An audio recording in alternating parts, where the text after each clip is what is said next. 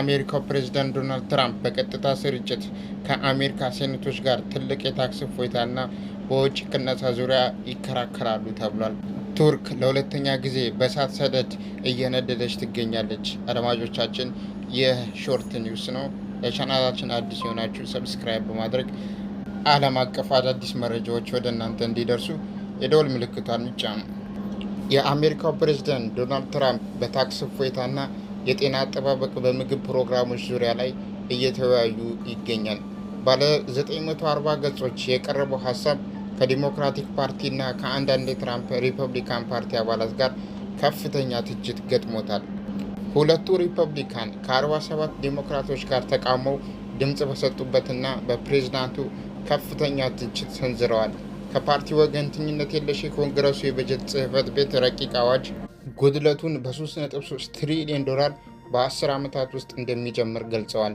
በዩናይትድ ስቴትስ 11.8 ሚሊዮን ተጨማሪ ሰዎች ደግሞ ሕግ ከሆነ እንደ አውሮፓውያን አቆጣጠር በ2034 ኢንሹራንስ አልባ ይሆናሉ። ሴናተሮቹ ተከራክረዋል።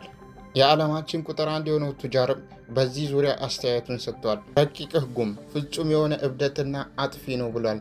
ኤሎን መስክ የትራምፕ ሕግ ፍጹም እብደትና አጥፊ በማለት በመግለጽ በአሜሪካ ውስጥ በሚሊዮኖች የሚቆጠሩ ስራዎችን እና በሀገራችን ላይ ትልቅ ስትራቴጂያዊ ጉድለትን ያመጣል ብሏል። ቴስላና ስፔስ ኤክስን የሚመራ ባለቤትነቱ የራሱ የሆነው ኤክስ ላይ ለቀደሙት ኢንዱስትሪዎችና በሚሊዮኖች የሚቆጠሩ አሜሪካውያንን ስራ አልባ ያደርጋል ብሏል። ዶናልድ ትራምፕ ወደ ነጩ ቤተ መንግስት እንዲመጡ ከፍተኛውን ቅስቀሳ ያደረገውና ብሎም ለመራጮች እስከ $1 ሚሊዮን ለመክፈል ቃል የገባው ኤሎን መስክ አሁን ላይ ከትራምፕ ጋር እጅጉን የሆነ ውዝግብ ውስጥ ይገኛሉ። ዶናልድ ትራምፕ ሴኔት ውስጥ እየተካሄደ ስላለው ሁኔታ ባለቤትነቱ ራሳቸው የሆኑ ትሩዝ ሚዲያ ላይ ሀሳባቸውን አጋርተዋል። ነገሩ ሁሉ በጥሩ ሁኔታ እየሄደ ነው። አሜሪካንን ድጋሚ ታላቅ እናረጋታለን።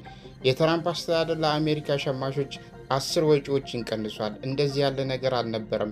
በሚያዝያ ወር ይፋዊ መረጃ እንደሚያሳየው የአሜሪካ ኢኮኖሚ በመጀመሪያው ሩብ ዓመት በ0.3 በመቶ የቀነሰ ሲሆን ይህም በ3 ዓመታት ውስጥ የመጀመሪያውን ቅናሽ አሳይቷል።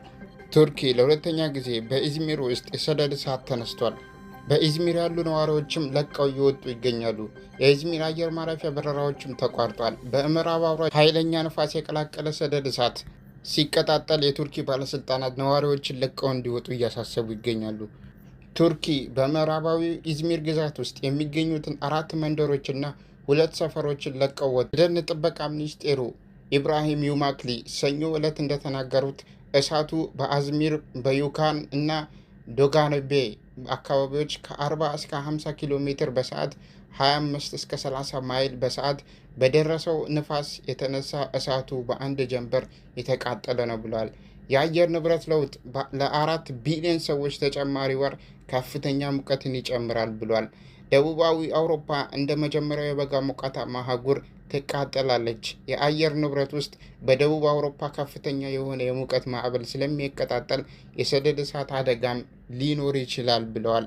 ቀደም ሲል ኃይለኛ አውሎ ነፋሶች ሄሊኮፕተሮች በመሬት ላይ በመውደቃቸው 2 የሮቶ አውሮፕላኖችና የእሳት አደጋ ባለሙያዎች እሳቱን ለማጥፋት ተረባርበዋል። የመጀመሪያው እሳት ቃጠሎ የተከሰተው በእሁድ ቀን በኢዝሚር ውስጥ ሲሆን በ117 ኪሎ ሜትር በሰዓት 75 ማይል ቱርኪን እያነደደ ይገኛል።